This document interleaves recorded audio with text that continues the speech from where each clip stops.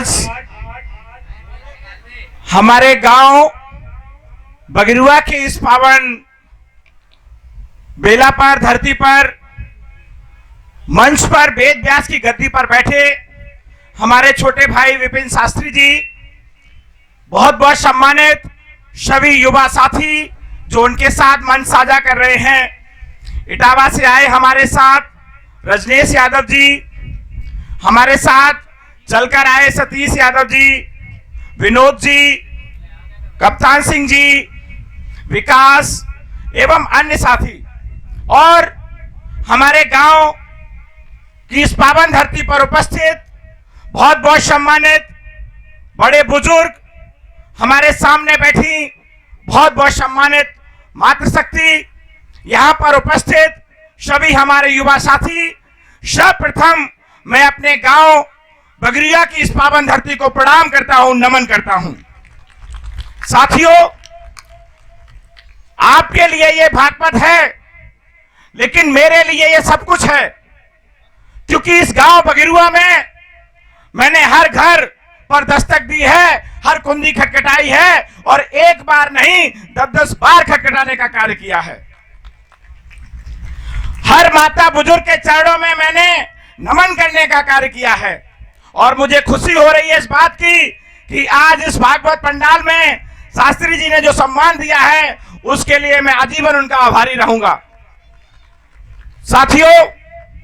आज इस भागवत कथा में हम लोग उपस्थित हैं, और मुझे ये बताते हुए गर्व हो रहा है कि कोई भी व्यक्ति जो पैसे वाला होता है वो भागवत करा लेता है, लेकिन भागवत का असली मजा तब आता है जब गांव समाज के लोग एकजुट होकर एक साथ मिलकर भागवत कराते हैं, तो 4 चांद लगने का काम होता है। मैं साधुवाद देता हूं अपने सभी बगरुआ के साथियों को जो मिलकर इतनी शानदार भागवत का आयोजन कर रहे हैं। इसका महत्व मैं ये बताना चाहता हूं कि आज हमारे सामने परीक्षित महाराज जी बैठे हैं, और कहां से भागवत शुरू हुई,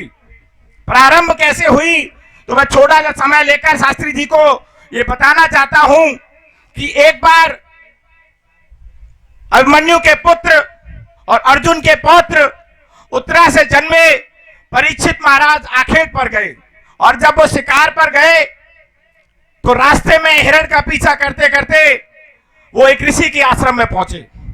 और वो ऋषि कोई और नहीं थे, समीक राजा महाराज थे। समीक ऋषि की आश्रम पर पहुंचकर जब उन्होंने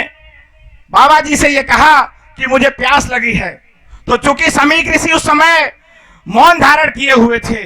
उन्होंने परीक्षित महाराज के प्रश्न का कोई उत्तर नहीं दिया। परीक्षित महाराज जिनके सिर पर उस समय स्वर्ण का मुकुट था, यानी सोने का मुकुट था, तो उस समय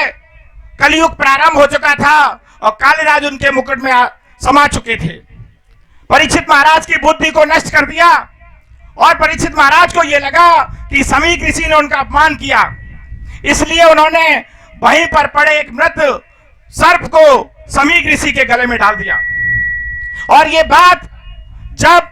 उनके तेजस्वी पुत्र, जिनको हम श्रृंगी ऋषि कहते हैं, उनको ये बात पता चली कि हमारे पिता का अपमान किया है महाराज परीक्षित ने, तो बड़ा क्रोध हुए,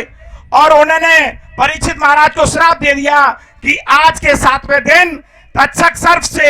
उसके डसने से आपकी मृत्यु हो जाएगी। और जब समीक ऋषि मृदा से अपने मौन व्रत से जागे, और उनको पता चला कि सत्य के मार्ग पर चलने वाले, धर्म के मार्ग पर चलने वाले महाराज परीक्षित को इतना बड़ा श्राप हमारे पुत्र ने दिया है, तो उन्होंने बड़ा क्रोध आया, और उन्होंने सोचा कि किसी तरीके से ये वापस हो जाए। लेकिन वो धन्य है वो युग जहां पर ऋषि महाराज लोगों को इतना शक्ति होती थी कि अगर उनके वाणी से 2 शब्द निकल जाएं तो वरदान और श्राप का रूप ले लेते थे। तो उन्होंने कहा कि जिस तरीके से तीर से निकलने, धनुष से निकलने वाला तीर कभी वापस नहीं आ सकता है, उसी तरीके से ऋषि की वाणी से निकलने वाला श्राप कभी वापस नहीं हो सकता है। और परीक्षित महाराज को जब ये ज्ञात हुआ कि हमारी मृत्यु 7वें दिन हो जाएगी, तो उन्होंने ऋषि मुनियों को बुलाया, और उस समय नारायण करने वाले नारद जी उनके सामने प्रस्तुत हुए, और उन्होंने कहा कि परीक्षित महाराज, अगर आप पुण्य के कार्य करना चाह रहे हैं और भगवान श्री कृष्ण की लीलाएं सुनना चाह रहे हैं, तो आपको मोक्ष की प्राप्त होगी। और ये काम कोई और नहीं, वेद व्यास को लिखने वाले, महाभारत को लिखने वाले वेद व्यास ही कर सकते हैं। और उन्हीं ने 7 दिन की भागवत प्रारंभ की और सर्वप्रथम उस भागवत को सुनने वाला कोई था तो वो परीक्षित महाराज थे। यहां पर उपस्थित माताओं बहनों के लिए 2 शब्द कहना चाहता हूं कि हजारों फूल चाहिए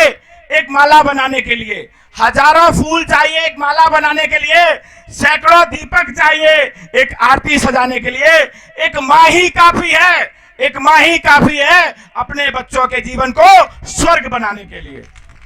तो हमारे युवा साथियों से यह अनुरोध है कि अपने माता पिता से बढ़कर कोई पूजा नहीं होती है, उनका सम्मान करिए, उनको सम्मान दीजिए, यही सबसे बड़ी पूजा होती है।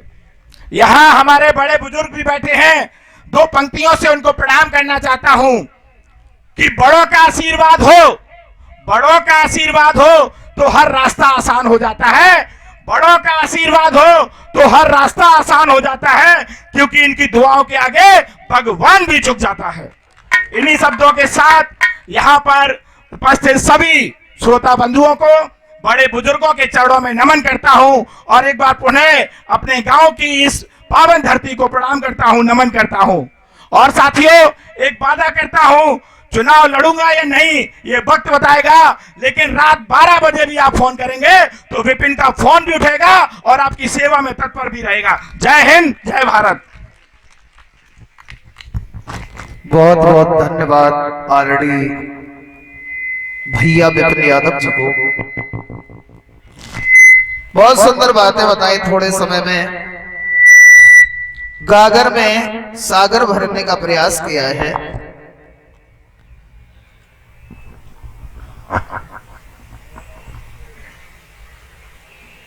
और आदरणीय विपिन यादव जी ने जो मुझे सम्मानित किया है, दैनिक आवासीय विद्यालय भी है भ्राता जी का, TMS पब्लिक स्कूल